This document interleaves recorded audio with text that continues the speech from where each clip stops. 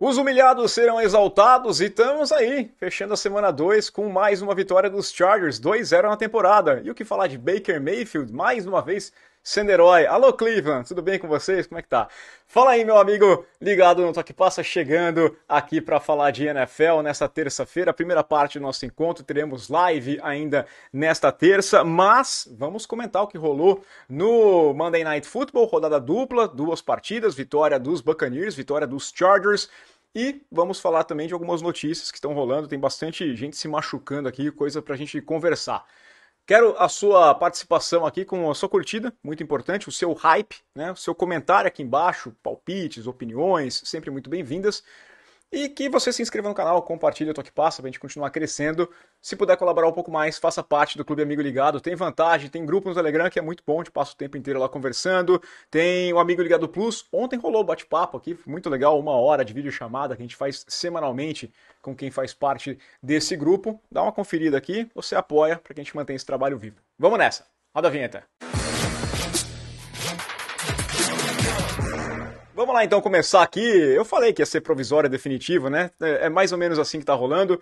Mas vamos lá, eu vou dividir a tela mais uma vez. Estou de volta no meu escritório, mas ainda contando com muita da ajuda que tem da ESPN aqui, né? Vou dividir aqui, colocar o box score para a gente acompanhar aqui as estatísticas da partida, falar dessa vitória do Tampa Bay Buccaneers fora de casa contra o Houston Texans, 20-19. O que falar de Baker Mayfield, né? Eu venho dizendo isso, cara. Toda a atuação dele é um gigante dedo do meio que vai lá para Cleveland o tempo todo, porque foi descartado, foi jogado fora ali, foi tratado como um lixo. Foi um cara que chegou para dar esperança na franquia, foi draftado na primeira escolha geral no draft, entregou bem, foi para os playoffs. Teve um ano ruim e aí simplesmente jogaram fora. Não, esse cara não serve, vamos atrás do Deshaun Watson, pagar tudo que ele quer, porque o Baker estava lá, mas não tinha o valor. Foi trocado, foi para o Carolina Panthers ainda, ficou escanteado também nos Panthers, e desde então tem conseguido encontrar ali a sua redenção. Desde que chegou na Flórida, parece um outro jogador. E nem acho que é um outro jogador, eu acho que ele está fazendo exatamente o que ele fazia antes. A questão é que ele está feliz, está jogando bem num time que está mais organizado. Então ele se deu bem indo para a equipe do Tampa Bay Buccaneers. Ontem, mais um exemplo, aquela reta final ali, os últimos 2 minutos, pouco mais de 2 minutos do jogo, precisando de uma campanha da vitória. Vai lá, 11 jogadas, 80 jardas e a pontuação que dá a vitória. Passando por situação de quarta descida, tenta um passe, não conecta, vira uma quarta para 10 e ele vai lá e consegue, né, 15 jardas correndo. Então, incrível, aquelas coisas que você olha e fala assim, cara, Baker, isso aqui é aquele momento que ele fala que acordou se sentindo perigoso ali, né? Cara, espetacular. Eu sou muito fã do Baker, eu gosto mesmo, porque eu acho que ele tem personalidade. Eu gosto do estilo, né? Eu gostava da provocação dele, na época do college, fala besteira mesmo, vai lá, mas entrega. Ele tá fazendo um bom papel. Partida dos Buccaneers ontem, um pouquinho afetada na relação aérea, né? Não estava 100%, não tinha o Worth, está com problema na linha ofensiva. Ele acabou sendo 25 de 38 com 215 jardas, 2 passos para touchdown. Não teve nenhum grande destaque aqui entre os recebedores, mas o jogo terrestre funcionando maravilhosamente bem. Buck Irving, 71 jardas conquistadas em 17 carregadas. O White teve touchdown anotado, 10 carregadas, 65 jardas. O Irving, além dessas 71 jardas, ele teve mais 50, então 121 jardas totais para o Buck Irving. Acabou sendo um dos principais nomes desse ataque. As coisas funcionando lá, não foi uma coisa de encher os olhos, não foram jogos de encher os olhos ontem, mas tem essas questões aqui que eu acho legal a gente comentar. Sobre a equipe do Houston Texans, a preocupação acho que começa a pegar um pouquinho mais, né? Eu imaginava que os Buccaneers venceriam, acho que os Buccaneers são mais time, estão funcionando melhor, mas o Stroud está sofrendo muito ainda. Ele é uma sombra daquilo que ele foi na primeira temporada. Isso que a gente fala, né? Cair nesse hype de primeira temporada, às vezes é complicado.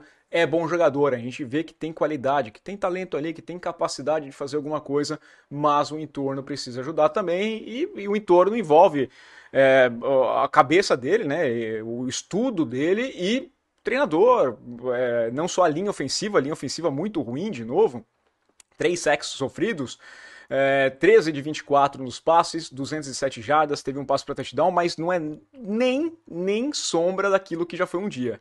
O ano passado não funcionou o ataque com o Slovic, né? Aí trouxe o Nick Kelly agora para comandar o CJ Stroud, mas não é.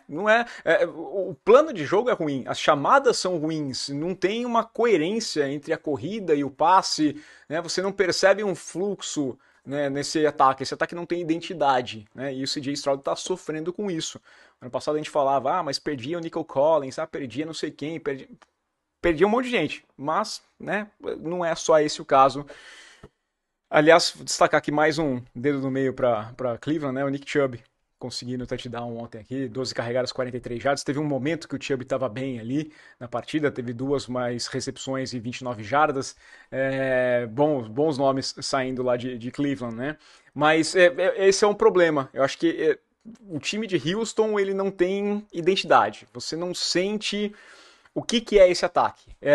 2025 começa com a sensação de que é uma continuidade de 2024 simplesmente. Por mais que tenham feito mudanças, não parece ter mudado. Né? Achava que a linha ofensiva não teria mudança significativa, muito boa realmente, né, para proteger.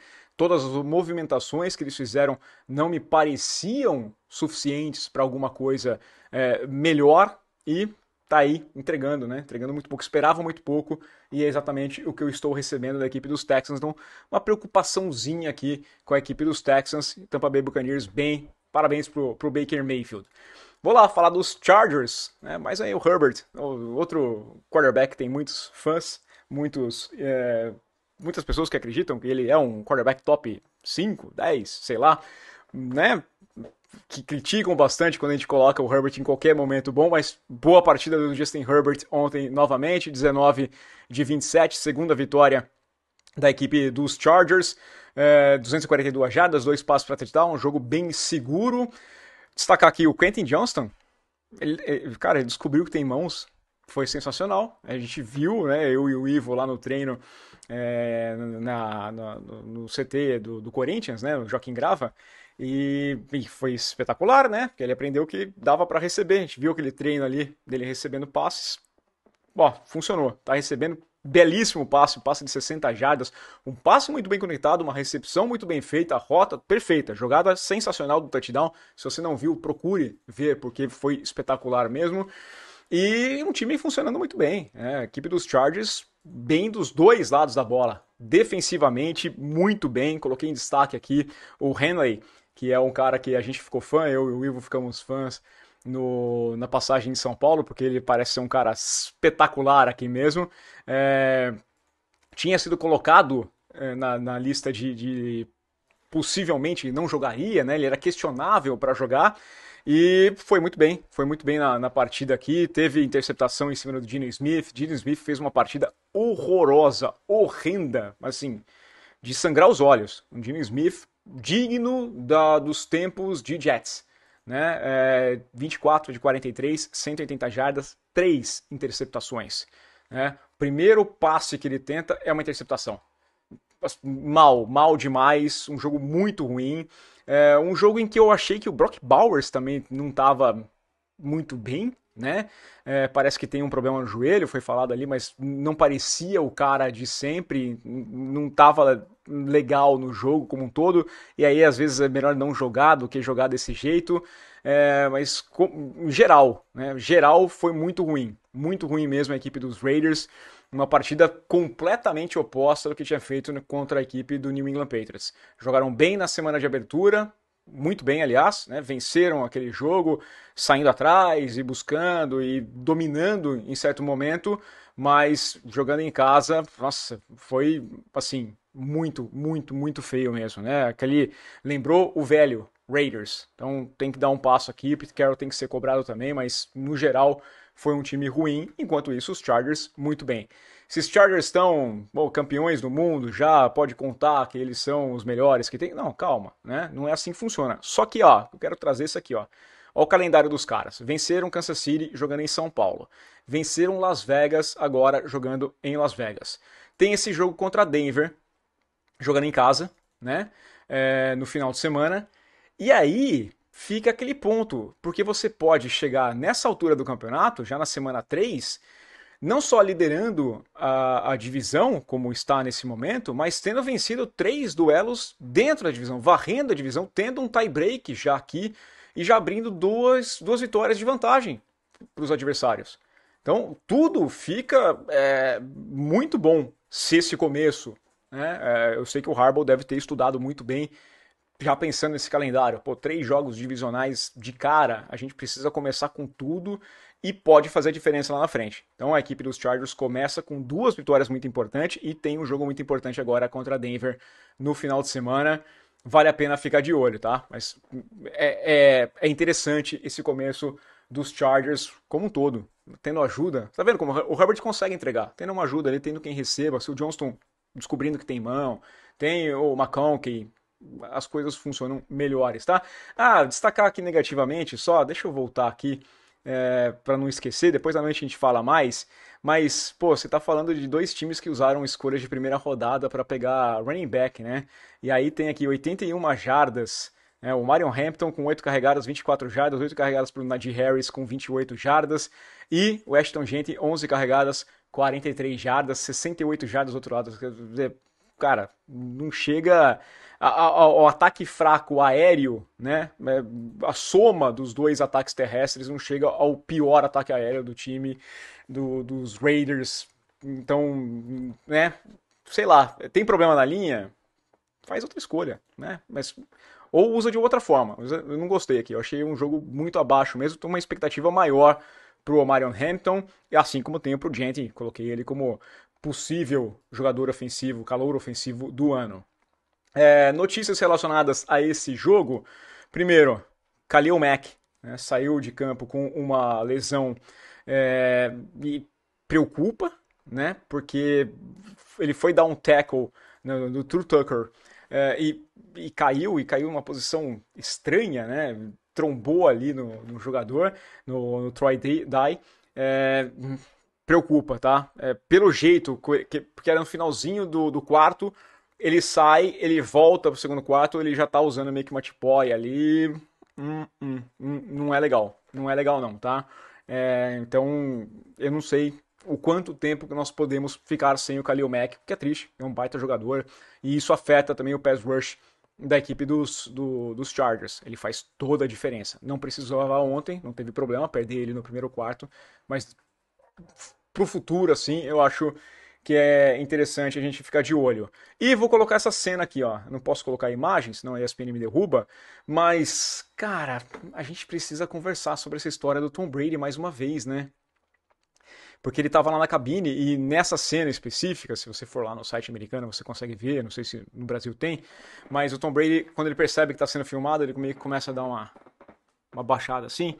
Ele estava na cabine, né, dos Raiders com o headset. Ele é comentarista. Ele participa, inclusive, ele está participando de conversa, né, com o comentarista dos jogos, a equipe de transmissão dos jogos, ela vai até as instalações do time que ela vai fazer o jogo na semana seguinte para conversar com o treinador, conversar com alguns jogadores selecionados ali, tem uma conversa mais profunda para saber tática, o que os caras estão fazendo, o que eles estão planejando, para preparar a transmissão. Eu acho muito legal isso, adoraria que rolasse no Brasil com qualquer esporte, né? Acho que seria muito bom. Questionaram se seria normal ele ser proprietário de um time e fazer esse tipo de coisa como comentarista. Até porque os comentários dele, por exemplo, ele não pode criticar a arbitragem, porque ele pode ser punido pela NFL. Se isso não teria um conflito de interesse. E para mim fica claro que tem um conflito de interesse. né? Daqui a pouco ele vai conversar com um time, esse time vai conversar, vai enfrentar os Raiders depois, ele tá pegando informação. Por mais que não seja direto, talvez naquela semana ele não participe, ele não vá fazer, não vai comentar um jogo especificamente dos Raiders, mas ele conversou com os caras nas semanas anteriores, né? Eu não gosto, eu acho que no mínimo tem conflito de interesse, né? Escolher aqui, acho que seria mais justo. E falar de Tom Brady, vai ter esse campeonato aqui de flag, né, que vai rolar na Arábia Saudita, né, ou no sports washing, né, o pessoal usando aquele dinheiro lá para limpar um pouquinho a imagem do país, isso é óbvio que eles fazem isso, não tentam nem esconder, mas eles vão fazer um campeonato de flag que vai acontecer em março de 2026, né, vai se chamar aqui a The Fanatics Flag Football Classic. Vai ter alguns nomes de antigamente, né? Com o Rob Gronkowski vai estar lá, mas tem cara novo, cara atual. CeeDee Lamb, Tark Hill, Saquon Barkley, Christian McCaffrey, Brock Bowers, um monte de gente, né? Myles Garrett, Max Crosby, esses caras vão participar. Bom, tem o Pete Carroll, tem o Kyle Shanahan.